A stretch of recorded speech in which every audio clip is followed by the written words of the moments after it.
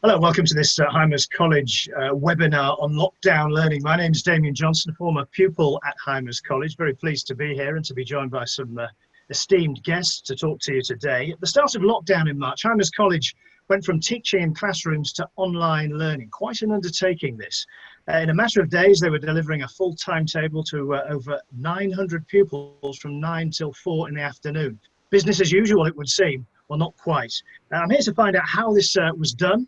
And I'm joined today by the head of Hymers, Justin Stanley, Peter Doyle, the head of the junior school. Welcome, Peter. Sadie Julian, junior school teacher and team leader. Claire Ferry-Boulder, senior school maths teacher, and Rob Wright, deputy head. We want you to be involved as well. Go to the Q&A section on Zoom and throw across your questions. We'll try and answer them as best as we can. Let me start with the head, Justin. The school closed March the 20th. By Monday morning, it built a whole new model of learning. How did you get to that from effectively a standing start? Hello, everyone. Yes, it was quite a tall order, but obviously, like the rest of the country, pre-lockdown, we had been following the government advice pretty closely. But I guess more than that, we've been trying to anticipate the direction of travel. And we were hoping for the best, obviously, with regard to COVID-19, but we were planning for the worst. And by looking to the Far East, countries like China and Hong Kong, and then closer to home, Italy and Spain, it did seem like school closure was a distinct possibility. We were getting some good advice from organisations like HMC, the Headmasters and Headmistresses Conference, and the Independent Schools Council. And so I would say about 2 weeks from the announcement of lockdown, we started to plan for it in earnest, really. Quite a frightening prospect, though, wasn't it? Just on a personal level. Yes, but I guess, I haven't been in headship long, but I've learned quickly enough that actually the head comes up with the ideas and then you delegate to your deputies and they do the really hard work. So, Mr. Wright can tell us more about that, I think. Rob, let's turn to you. You oversaw the logistics of this move. Talk us briefly what was involved. Well, our starting point was to try and replicate the Hymers ethos, and I think the Hymers education really has three main strands. There's obviously the academics, there's the pastoral care that we promote so strongly, and there's the extracurricular provision that we have in place. So our vision was to try and replicate a learning experience for the pupils that was as close to that ethos, values and education as we possibly could. So we were always working on the premises of operating a normal school day. And in the senior school, that would mean that pupils moving from one lesson to the next remotely rather than physically as they have been doing. So we researched the different platforms that we could use. We looked at Google Classrooms, we looked at Microsoft Teams, and we looked at Zoom. And we felt that Zoom would be the best platform to complement Google, which we already had in place as our online learning platform. So what we tried to do was to create a system where Google and our face-to-face platform worked alongside each other and complemented each other. Again, I suppose a similar question to Justin. I mean, weren't you overawed at the prospect of this? Yeah, absolutely, absolutely. I've had conversations with a large number of staff who have expressed the feeling that it was like learning to teach again. Because when you learn to teach, you obviously learn those presentation skills, you learn how to communicate your subject as effectively as possible in a way that the pupils will understand. But suddenly we were having to do that in a manner that wasn't directly face-to-face with the pupils. And it's one thing to learn how a platform like Zoom functions, but what we were trying to achieve was using it effectively in a teaching context. And it wasn't just the case that we were trying to just use Zoom and that would be our answer. We tried to adopt it as an actual teaching tool. So we had some training in that final week that we were still in school. We could, as Justin's already mentioned, we could see the closure coming. So we had some training to all of the staff. That was 2 weeks before the Easter break.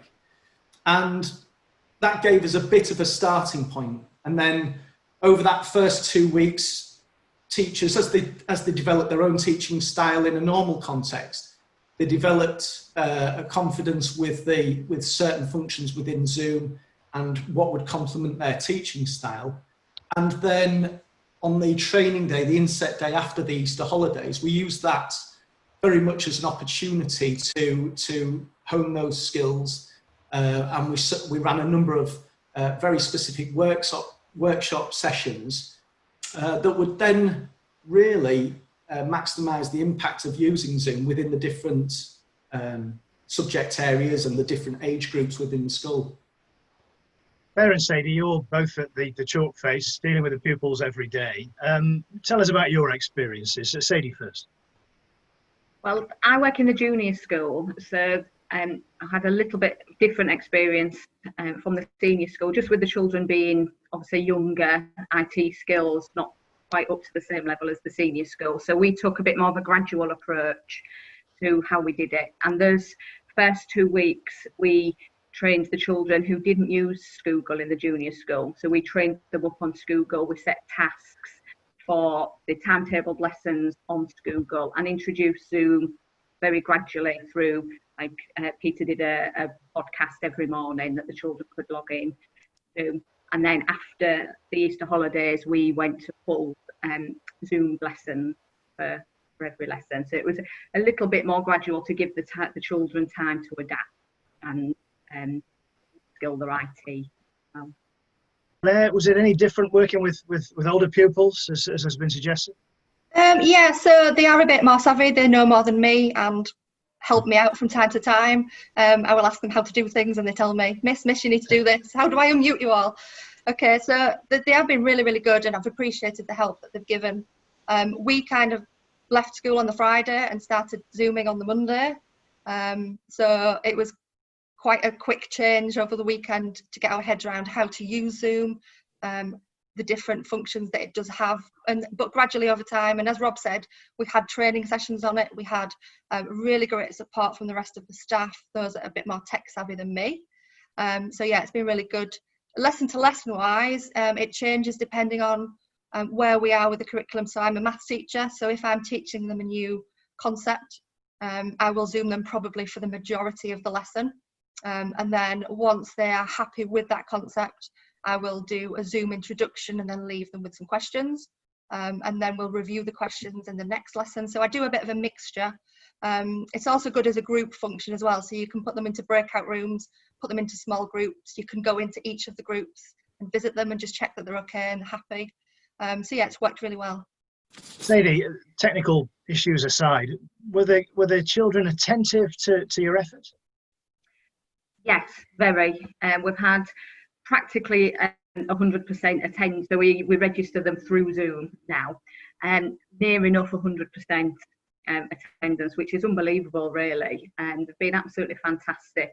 Obviously, different levels. So some children took a bit longer to get to grips with sending the work back on Google, but really, really good. Joining in lessons, using the chat, and the cameras on, sending the work in. It's just been fantastic. And are you confident that we will see academic attainment will remain despite the changing way that they've been taught? Definitely, because we've been teaching normal lessons. So we have followed our normal curriculum, been teaching as we normally would do, with obviously slight differences. But their attainment, they've engaged exactly the same. The work that they've handed in being the same. I mean, it's lovely now. Obviously, we have the year six, some of the year sixes back in school at the minute. So that is really, that's lovely to get that face-to-face contact. Zoom can't replace that, but it's definitely been as good as it could be. Peter, if I can bring you in, you're the head of the junior school. Teaching academic subjects is one thing. It's obviously crucially important to the students. But how, as a school, have you managed to deliver everything else that a school does, supporting the community? Well, the staff, Sadie's one, she's on my management team in the junior school, but the staff have just been tremendous, really. And so after the Easter holidays, that first 2 weeks, getting everything set up, we set up a big extracurricular program delivered remotely. So all sorts on that. Some examples: Lego club, choirs are running, sewing club, story writing club that Sadie takes, and a drama club. So all sorts that the children can get involved with at lunchtime and after school. Sadie mentioned the podcast, so a big part of that was to keep the community side of things going with the pupils, the staff as well. So it's something that in the morning, 2 mornings a week, the children have a form meeting with their form teacher, but the other 3 at 8:45, it gets them up and ready for the day, and they log into that podcast assembly, and we share all sorts on that. So we share kind stories from people's families, things that have been going on, achievements that the children have managed at home during the remote learning. I've got a little feature going at the moment where they're sharing books that they're reading and doing a 3-word book review, because obviously, big opportunity to really get into their reading at home. So that's created that kind of community spirit, I think, at the start of the day. We've kept things like commendations going. It's a big part of the junior school, is the sort of culture of praise and encouragement. So every Friday it's a commendation podcast, and it's wonderful because we go around the teachers. Some might be in school, some might be at home in their front room, and they'll pick out perhaps 3 children that have really impressed them that week, and they'll be given a commendation, which is then emailed through a certificate through to the children, and they can also earn house points as well. And then we try to do things like I have a Year 6 leadership club which meets on a Wednesday lunchtime, and they would normally at this time of the year organise a charity event. And we thought, well, we'd still like to do that really. It's lots of important causes. They chose Dove House Hospice, which is an excellent local hospice, and Wish, which had a campaign helping Hull's hospital heroes. And they organised things like remote sponge a teacher, which was great fun, with children sort of throwing their arms and then teachers being sponged in different places. And they raised nearly £2,000 doing that. That was wonderful. And obviously, I think those parents, so many of our parents are involved as key workers and part of the medical profession. I'm sure they appreciated that response as well. So I think staying connected with the pupils, with the staff. We have very regular staff meetings on a Friday. That doesn't have an agenda. We just have a sort of cake and coffee social, and people have a chat. And I think we've got, as Sadie said, we've got some staff who are now in and face-to-face teaching, which is a bit more what we're used to, what we were trained to do. But we've got others that are carrying on doing the remote teaching at home, and it's trying to keep everybody involved and engaged. So that communication side, I think, has been really important. So as a general question, I'd throw this to the floor really. There must have been some funny moments. It doesn't always go to plan, doesn't it? I mean, who can pitch in with an amusing anecdote or two? Well, I'll mention, I like many of the viewers today, have 2 young children. One is 6 and one is 3, and I've been extremely grateful to the senior management team who've been very patient when my boys have invaded our SMT meetings. I've actually got a helmet here that has made an appearance in a couple of SMT meetings that my 3-year-old insisted that I wore during the SMT meeting. So I'm very grateful. I'll use this opportunity to thank Justin for putting up with that helmet appearing in various meetings. Anything else that was particular? For a career change, actually, Rob. Any other particular challenges for Sadie or Claire? I mean, now we're back in the marquee. One of the main challenges is the wildlife, quite regularly invaded by ants and spiders coming to join us. We're trying to tell the children that we're in their environment and to embrace them. That's quite hard when I'm scared of them as well. Oh. I mean, it seems like a sort of shallow question in a way, but the fact the weather has been so good, has that made life easier, teaching in a marquee? Well, it hasn't all been good. It's nice now at the minute, but it's definitely been cold as well some days. So we're grateful for the sun. But I mean, they're really good, the marquee, so we can let the sides down. We've got almost windows in them. The children are getting really good at opening the sides and closing them back up again. But yeah, we've had every weather heavy type of weather going. And I suppose another general question to everyone, are there some subjects that lend themselves better to online learning than the classroom scenario? I think there are. Certainly the challenges that are faced with a subject like technology, where you would want the students to develop practical hands-on skills. Subjects like the sciences, where you would want them to be doing experiments. So I don't think we can sit here and say that remote learning is a direct substitute for the experience that they get on a day-to-day basis. But we have tried our best to substitute where we can. I've watched some of our science teachers actually conducting experiments. They've had the equipment set up and been conducting the experiment themselves. So it's not as strong an experience for the pupils who could have been doing it themselves in normal circumstances, but we have tried to, where we can, to substitute that experience if possible. I promised this was an interactive experience, and we've got a question and answer session within this webinar as well. We've got some questions coming in. This is from Charlotte Jenner. I'd like to ask, what made you choose Zoom rather than Microsoft Teams, which lots of other education providers are using? Anyone want to go for that? I think it largely interfaced particularly well with Google, our existing online platform. And I think that's why we had about a week to look at the 3 variant options, and that's what we plumbed for. And we're very glad we have, actually. It has held up very well.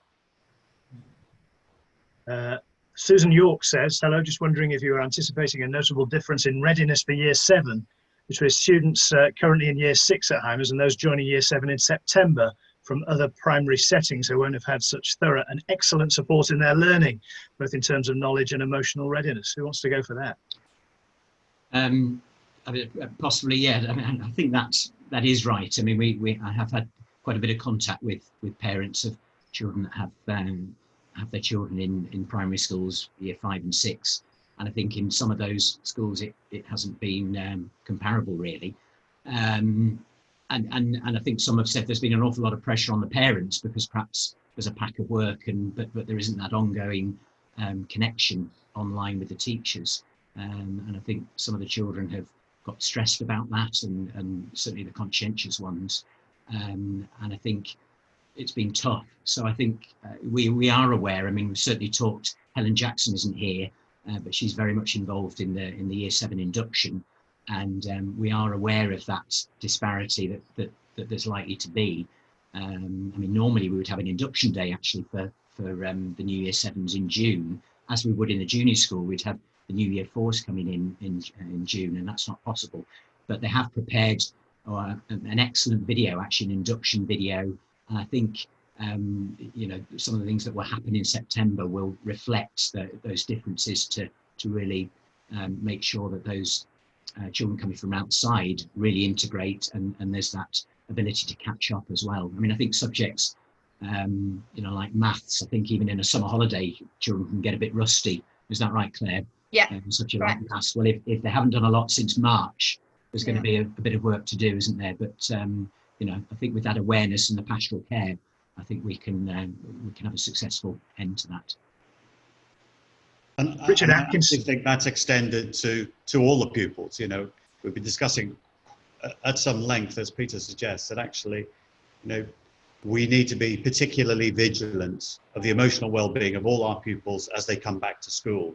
And issues will present themselves over time, and not necessarily in ways that we naturally expect. And that's why I think the strength of the Hymers community, that triangle between pupils, parents and staff, you know, will be key. And you know, it'll be challenged, but I think, you know, we're in a strong place to deliver on that really important aspect of schooling. Question here from Richard Atkinson concerning pupils a bit further up the school ladder. I'm delighted with the way the school supported the Year 12s with their work, he writes, but I'm concerned for the A-level exams next year. How confident and what steps have you put in place to ensure each pupil can reach the level they're capable of? The exams next year, the current message coming out is that the exams next year are likely to be later than they would be normally. So we might see the exam season, rather than running from May until June, it will likely run from June until July. A lot of our year 12 teachers have actually said that over this period, bizarrely, the students are actually further along their courses than they would normally be at this point. A part of that is the fact that we would normally have an exam period, an internal exam period in May, which we felt wasn't appropriate to run at this time because of the mental pressures that they would place on the pupils at home. So actually the period that would have been used for exams and for revision for those internal exams has actually been given over to the curriculum this time, and actually we're further through those courses. We've also had the opportunity as well to spend a lot more time at this stage of the year on university application process. A lot of pupils are further ahead in terms of their personal statement writing than they would have been at this point. So I think our students are in a strong position relative to students in other establishments, and it's not been of course it's not been an ideal set of circumstances for the pupils, but I'm sure they will start the year 13 in a much stronger position than those in other schools and establishments. Thank you. An anonymous attendee has written, how did teachers manage to check all their students were fully understanding when they couldn't see their faces? May I take that? I mean, that's a really, really good question. Remote learning has clearly been a massive challenge to our teachers, and I really do believe we've seen the very best of the Hymers teachers, and we've seen the quality of the teachers. But as Rob was suggesting there are certain trade-offs in remote learning. You know, on the pro side, in very many cases, we are further through the curriculum content than we would otherwise have been. Also, we have upskilled our pupils in terms of their confidence in using technology and ed tech going forward, which I really do believe will only serve them very, very well. Rigorous assessment, though, and testing is harder to deliver. Obviously, our teachers have been able to provide feedback. Feedback can be provided in many different ways. It can be provided one-to-one through live Zoom sessions, where you can ask the people to share the work that they're doing currently, and a teacher can directly comment on it so that the pupil can make adjustments as they go. Or it could be verbal feedback to the whole class through Zoom. Of course, there does need to be marking, old-fashioned marking and assessment. It's harder to do. I mean, Claire and Sadie would know this better than I do, much, much better than I do, that actually marking online probably takes 3 or 4 times longer than marking a set of exercise books would do.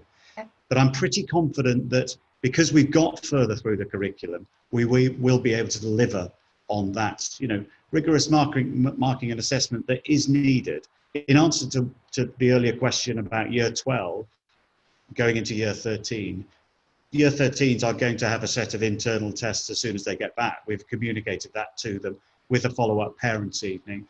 And, that's the sort of decision and adjustment that we've had to make. Question from Ian Hansen. Would any of you want to use Zoom to teach larger class sizes, or is it just really workable with small teams? I think, I'll take that. Yeah, I'll take that. After this period of lockdown is over, we've already made the decision to continue using Zoom, and I'll tap into another question that I've seen on the feed as well. We've made the decision to continue to use Zoom during that period, not necessarily for classroom teaching as we've been doing in these few weeks, but there are opportunities for us, for example, to run revision sessions when the students go on to study leave. So we might have, for example, a maths revision session that takes place to a large number of pupils during the period of study leave and in the lead up to the GCSE maths exam. So in terms of using it for classroom teaching moving forward, I think it will be very specific examples such as that revision example that I've given there. We'll also continue to use Zoom in other ways. We've run 2 very successful parents' evenings during this period, one for year 12 and one for year 10. And the feedback that I've had from parents on those parents' evenings has been that they've struggled in their busy working lives in the past to get to parents' evenings, and actually to be able to go home and join parents' evening appointments and in between do a little bit of work at home or have their dinner and that sort of thing has been really welcomed. So we will continue to have Zoom accounts in school, and we'll use opportunities to use it that will make the experience more positive for parents and students. Can I just jump in there, Damian? I think with regard to numbers, it doesn't really matter for the setup how many you have in a class on Zoom, but it does matter when it comes to going back to the feedback, the marking, and that personal, trying to keep that personal contact with the children. You couldn't do that with much bigger classes, so you would lose that even more than you already do with the fact that it's through a computer. So I think in terms of keeping that, we have to go to big groups. I want to see more questions coming through. We're coming to the end of our time, actually, but I'll just quickly rattle through this. I definitely support the Zoom parents meeting, says Jan. Thank you very much. Someone's asking, and I've actually lost his name now, but someone was asking about how can you integrate sport back into the curriculum? Who wants to take this? I'm happy to take it. Obviously, we've been discussing this pretty extensively with the games department recently, and they're following national guidelines that the major sports are putting out. We're more optimistic about that getting back on board sooner than perhaps we were a few weeks ago, actually. And certainly we're following the hockey and the rugby guidelines quite quickly. We had been considering, and it's still not impossible, there's so much unknown, that actually we might do some summer sports when we get back in September, some tennis, athletics possibly, perhaps a little bit of cricket. But it's watch this space really, but each of the major sports have their own guidelines to get people back into full play, and we'll be obviously following that as far as we can. Okay, well, we're coming to the end of our time, as I say. Let me just go around all of you very briefly, if you would. What are the biggest positives that you would take from this? Sadie first. I mean, the biggest positive comes from the children, really, how fantastic they've been, and for some children, we've definitely seen a different side, and they've definitely embraced this. Maybe some of the quieter children in Zoom, it's given them the confidence in their own home without the class there to maybe speak up more or show a different side of them, which has been lovely. Claire? I think for me, teaching maths, it's not a subject where we would generally put students into groups to do projects and activities and tasks like that. With using Zoom, I've been able to put groups into breakout rooms and into small groups, especially my older GCSE groups, and keep certain groups behind and let some of the students go off and do some work. So I think taking that back to the classroom and maybe doing more group work and activities, because the students have really, really enjoyed it and learned a lot from it. Rob, what would you say? I think one of the biggest positives for me is that it's triggered the introduction of other things, such as a Year 11 pre-A-level programme that we've run, a Year 13 pre-university programme that we've run. And in normal circumstances, those students would be doing exams at this time, but they've certainly been successful, and we'll look to run those again in future. Maybe not to the same extent that we've run them this time, but it's prompted us to explore other ways of supporting the students that we hadn't done before. Final word to the head. Justin, what would you say? Well, in all honesty, I think what we've tried to do is provide, in a very challenging time, to families and the whole Hymers community some reassurance and some stability. And I would hope that we've been reasonably successful in that. And I genuinely believe you've seen the best of the Hymers community, the way that the pupils and the staff and the parents have pulled together.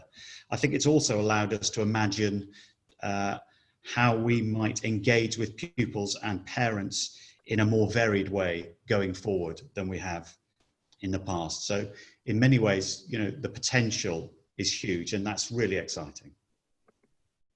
Thanks very much to all of us, to all of you. It's been a really interesting watch this. I hope you watching out there have enjoyed it as well. If you have missed it, this will be available on the Hymers College website. Just follow the links on there and you can catch up with the latest thinking on lockdown learning at Hymers College. From all of us, goodbye for now.